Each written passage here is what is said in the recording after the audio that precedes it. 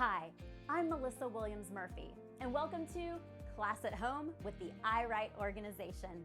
I'm here with my writing buddy, the guy, who also happens to be the mascot at iWRITE, to get all of you inspired to create characters and stories. Each week, you're going to get to hear from authors and illustrators. Some of them are even kids. So be sure to grab your brainstorming notebooks, maybe even a sketch pad, and definitely a pencil or a pen, because your imaginations are going to soar as we create characters, illustrations, stories, and even some comics together each week at home. Now, if you need more resources, be sure to check out our website at www.iwrite.org. We have all kinds of creative writing and illustration activities for kids of all ages. We even have an annual publishing contest for kids to become professionally published authors and illustrators. So be sure to check us out. All right, the guy, are you ready to meet some of our superstars? I thought so. Let's go ahead and see what all of the kid authors and illustrators are up to at iWRITE.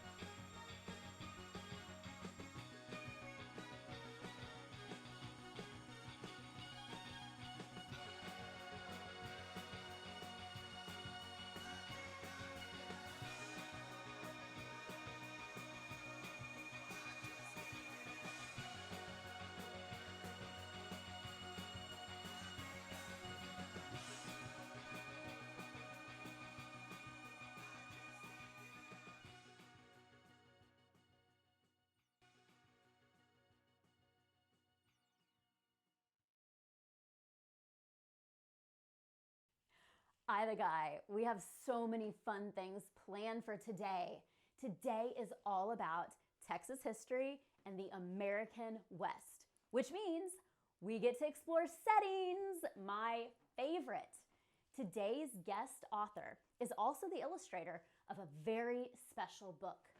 The main character in this book, named Chalk, is an English Springer Spaniel, and he explores all of the beautiful Texas settings displayed within historical paintings. Isn't that pretty cool? I thought so. So let's go ahead and meet the author and illustrator of this book, Chalk Talks Colors.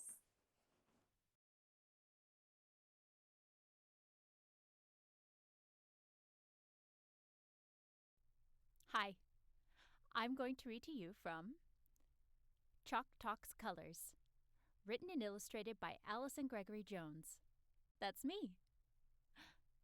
This book is about colors, but it also features artwork from Texas and the American West from the Bryan Museum in Galveston. So it's also a tour of the museum.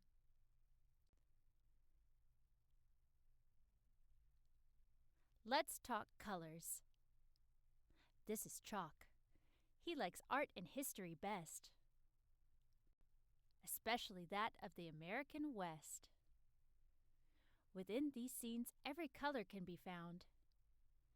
Chalk will help us find them as we take a look around. A ripe watermelon, juicy and red. A red farm wagon parked near a shed.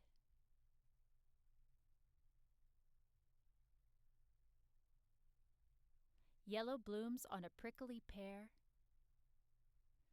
The yellow buckskin that hunters wear.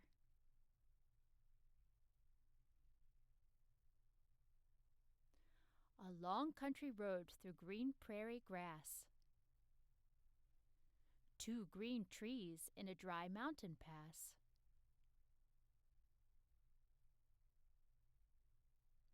Horses driven through banks of white snow. The strong white walls of the Alamo. 2 black birds and a big black bull.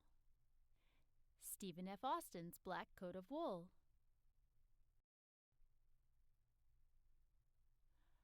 Purple clouds of twilight stretched across the sky. Distant purple mountains towering so high. Orange chaps and bandana on a bucking bronc rider. Orange walls of a canyon spanning ever wider.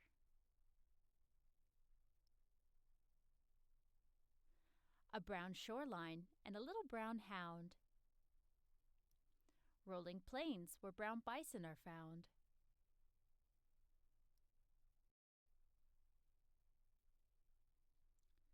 A pink-painted desert where cows stand and stare. The pink walls of a building in a city square. A field of bluebonnets growing in spring.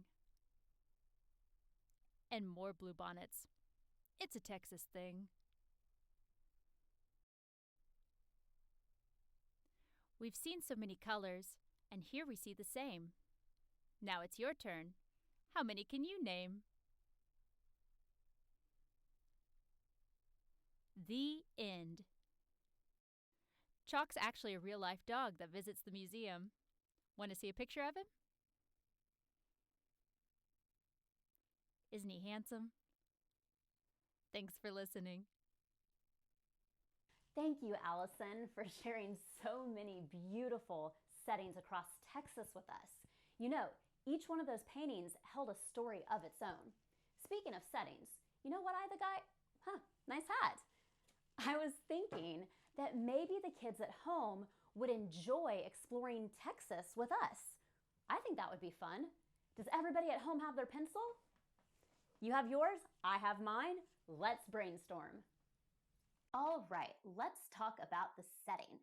This is where the story takes place. How about we check out a map of Texas? I see your cowboy hat, the guy, but where are you? There you are. Nice belt buckle. Let's see what the guy has to say. Texas is so big. There are many different types of settings to describe Texas. That is absolutely right, the guy. I mean, look, we have the Panhandle, the Great Plains, prairies and lakes, the piney woods, the coastal plains, the hill country, and deserts and mountains. Since Texas is so big, we're going to want to consider all of the different types of settings in each of these regions. We'll have to consider the geography, the climate, the environment. I hope that everybody at home has their brainstorming notebooks open and ready to go, because we're about to dive a little bit deeper into each of these areas, which means we're going to get to collect lots of good notes that will help us when describing each of these areas for a potential story. We have deserts and mountains in the west, and the tallest mountain in Texas is the Guadalupe Peak. At 8,750 feet, it's more than 1.5 miles above sea level. Next, we have grasslands across the Great Plains and in the Panhandle. Grasslands can be flat, and they can have hills too. Texas also has piney, wooded areas. There's a place in Texas called the Piney Woods, and the trees there are so tall that they look like they touch the sky. Hey, the guy, glad you could show back up. Are those eyeball ornaments on that pine tree? I wouldn't be surprised. Hey, I have some piney wood trivia. Can you at home take a wild guess why people established towns near this area? If you guessed the lumber industry, you are correct. Now, we can't forget about the beach and the ocean. As you probably know, a large part of Texas literally sits on the Gulf of Mexico. In the coastal plains, you'll see way more palm trees than pine trees due to the setting and the climate. Speaking of climate, Texas has all different kinds of weather patterns. It could be snowing in Dallas while it's raining here in Houston, or in Galveston while the sun is out in Brownsville. And you know, Texas is one of the hottest states, especially in the summertime. So, why is all of this important in the world of story writing anyway? Well, the more details and description that we can provide in our settings will actually allow our readers to feel like they're there with us. And then they can imagine the story and the way that everything looks in their head. You could even do this if you wanted to write a personal narrative about where you're from. Hey, I have a guy. Didn't you even do that in your historian's journal? I bet the kids at home would love to see a few pages of your story. Or I should say, your history. You are absolutely right. We are making history every day, so it's definitely worth writing it down. Here's a copy of the I, the Guy Historian's Journal. Inside, he explores the adventures of Texas and the American West. He also shares more about his history, too. Let's take a peek at a few of the pages. I, the Guy, you were such a cute baby. As you can see, I, the Guy, was born in West Texas. I wonder if anyone at home has ever heard of Marfa, Texas. Let's learn about the region. It's near the mountains and basins of Texas. Mountains? I had no idea Texas had huge mountains. I see your great-grandpa used to pass down stories about your family's past. Grandparents are always great storytellers. It looks like the area now known as Texas looked a lot different millions of years ago. Now, full disclosure, as an author, I have to develop lots of characters. I, the Guy, is one of those fictional characters.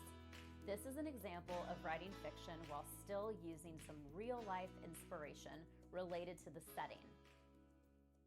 The more we learn about settings, the more ideas we'll have when we brainstorm if we want to write our own historical fiction story. You know, historical fiction is technically just a genre where the plot takes place in a setting that's in the past. And the author can pull from all kinds of real-life events to inspire the character and the character's problems. How about we listen to one of my favorite historical fiction short stories written by iWRITE published author Kurt Kaufman. Be sure to be looking out for people and places from your history books.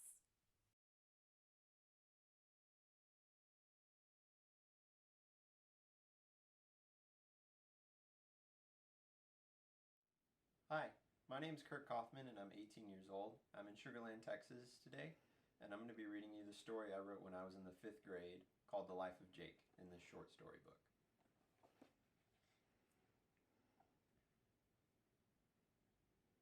Hey, don't worry, I'm not going to claw you or give you rabies or anything. I just came to tell you a story. My name is Jake Coon Crockett. You might realize I'm a real, genuine raccoon having a real, genuine conversation with you. I can talk just like you. I can stand on 2 legs just like you. And I'm probably a bit crazy just like you. But I bet the whiskers on my nose you've never had adventures like mine before. So just sit back, relax, and let me tell you about my life. My twin brother Tommy and I were born at the same time in an abandoned shack deep in the heart of a Texas forest. We didn't know English at first, but strangely enough, a human had taught our grandfather how to speak English, and he passed that trait down to my dad, who passed it down to Tommy and me. Our dad always told us that speaking to humans would come in handy one day. My mom, however, didn't understand English, and she sure couldn't speak it. She could only communicate with us through traditional raccoon squeaks and clicks. She loved us a lot, but when we would get too mischievous, that black mask around her face would get really big, and we knew we better settle down. We had a great childhood, but when we were old enough, our parents sent us out on our own. We made them a promise that we'd always stay together no matter what. Our first adventure on our own happened when we decided to check out a very, very pungent smell in an unexplored part of the woods. Tommy was really curious because he'd never smelled it before, and he thought he'd beat me to it, so he took off. I was running right behind him when he slipped in a puddle and landed in something squishy. Luckily, I stopped before I met the same fate. I had never been so glad that he was the one ahead of me, because the paw prints near the trail indicated a disturbing fact. The pile of squish had been left behind by a mountain lion. Ugh. Yep, Tommy smelled pretty bad for days. With that being said, he was never in a hurry to track new smells again. Somewhere along the way, we encountered humans for the first time. We were asleep by a creek after eating a trout we had caught. Tommy woke me with a yelp because a leather boot had stepped on his tail. "Tommy, what happened?" I exclaimed. Hearing me talk, the two men standing over us fainted. When they came to, one immediately shrieked and fainted again. The other one looked at us and started asking questions. He woke his friend with a splash of water. It didn't take them long to realize that having two talking raccoons as friends could have its benefits. And that's how we met Smitty and Davy Crockett. Davy and Smitty worked for General Sam Houston. They were fighting for Texas's independence from Mexico. Since Texans were known to shoot raccoons, Davy and Smitty decided to keep our special talent a secret to save our lives. They couldn't leave us alone when we'd go to camps around other men, so we would hide in plain sight. We posed as coonskin caps on top of their heads. Often, we had to be still for hours on end, while Smitty and Davy Crockett met with other generals and even Sam Houston himself. Other times, we would secretly help the Texans because Davy would send us to spy on the Mexican army.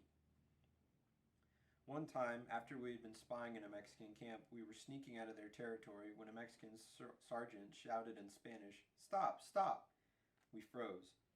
Then we saw him running the other direction after a goose that had stolen his spare change of underwear. The whole army was rolling in the dirt laughing, and we couldn't help but laugh too. However, I don't think the sergeant was pleased with his wild goose chase. After traveling to Tennessee and back to try and get help to fight the Mexican army, we ended up in a small mission house in San Antonio one day. There was a terrible battle and many brave Texans lost their lives. There were many more Mexican soldiers than Texans that day, but the few Texans that were there fought with honor. It is a little known fact that Davy Crockett actually survived the Alamo. But I know it's true because I was on top of his head when the Mexicans captured him. Smitty had Tommy on his head as well. They took us all to their leader, General Santa Anna. After making fun of Davy for wearing a dead animal on his head, Santa Anna ordered his soldiers to shoot the few Texans they had captured. Just as the Mexican soldiers were about to execute our friends, Tommy and I came alive, and we latched onto two soldiers' faces while they screamed like little girls. It scared them all, and those men in red jackets scattered everywhere. The terror and commotion allowed us all enough time to escape. A few weeks later, when we were in San Jacinto, Sam Houston launched a surprise attack on the Mexican army while they were taking a siesta. I just happened to be spying on Santa Anna in his tent when the attack started. He jumped up and spotted me. He must have recognized me as the crazy coon hat because he was so scared he ran out of his tent in his underwear. The next day, he was captured by Houston's men. He was wearing one of his soldiers' uniforms because he had left his in his tent. I bet he was really embarrassed. Well, we helped the Texans win their independence, and the Mexicans retreated back down to Mexico. Tommy and I had kept our promise to Mom and Dad about staying together, and we figured we'd experience more excitement than any two talking, walking raccoons deserved. I think Davy and Smitty must have had enough adventure to last a lifetime too. So we all retired to a small log cabin in the piney woods of East Texas to fish for trout and dodge piles of squish for the rest of our lives. The end. Thank you for sharing that entertaining story with us, Kurt. Did y'all pick up on some of the real-life inspired scenarios from Texas history? I also loved that the story was told from a raccoon's perspective. Now, remember, time period also has a lot to do with setting. Does anyone at home remember the year the Battle of the Alamo and the Battle of San Jacinto took place?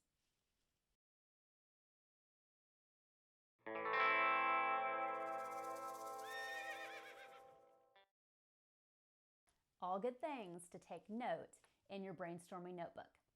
Now it's time to have a little more fun with illustrator Ryan Shaw. I wonder what he's going to have us draw today.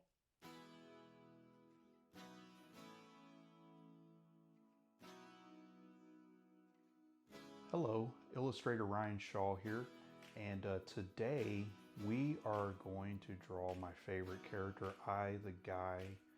And the version of I the Guy we're going to be drawing today is out of the iWRITE Historian's Journal that I had the pleasure of illustrating. I love this journal. But if you notice on here, we have I the Guy in his cowboy gear We're going to draw I the guy in his cowboy gear, and we're also going to draw him riding a horse. So let's go ahead and jump in and get started.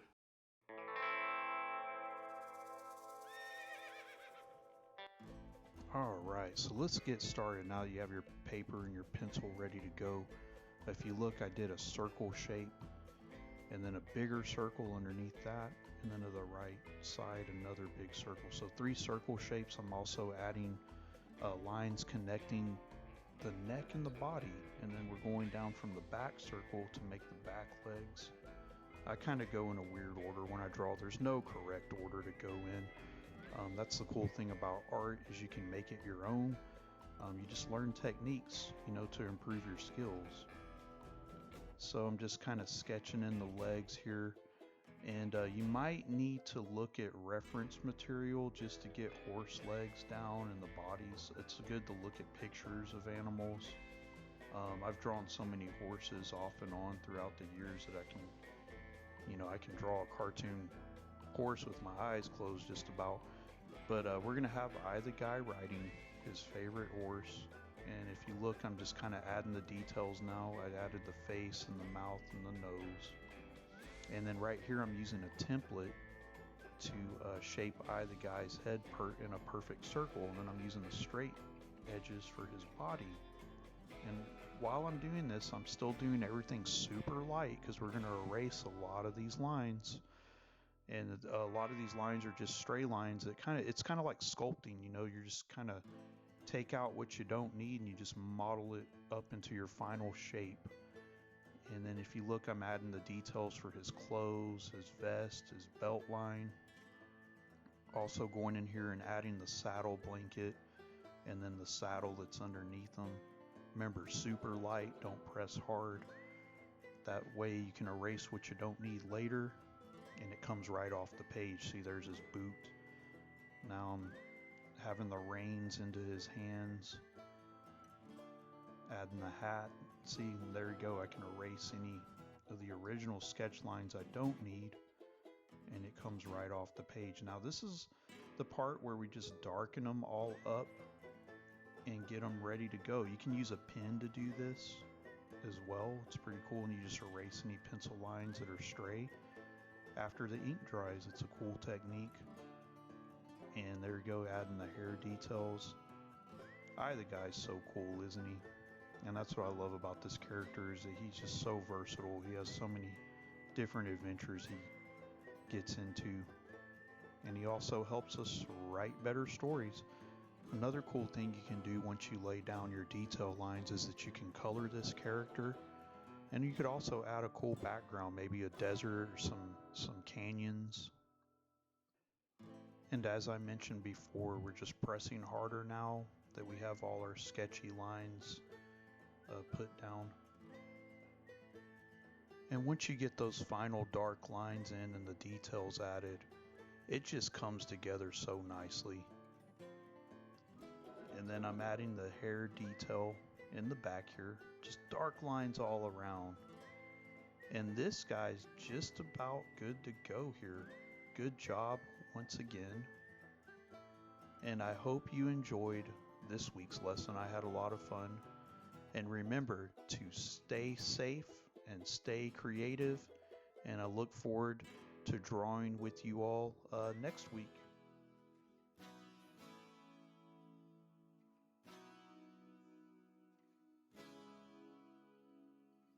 Well, that was a lot of fun, right, I the guy? If you want to keep drawing more I the guys and horses, be sure to download Ryan Shaw's How to Draw Your Own Comic Sheets at iWRITE.org. They even come with your own blank comic panels. And these panels are pretty easy to just create on your own. You just need a blank sheet of paper. Well, I can't believe that it is already time to go. Time flies when you're having fun and you're learning. So until next time, all of you at home, keep on writing, keep on drawing, and we will see you next week. Bye.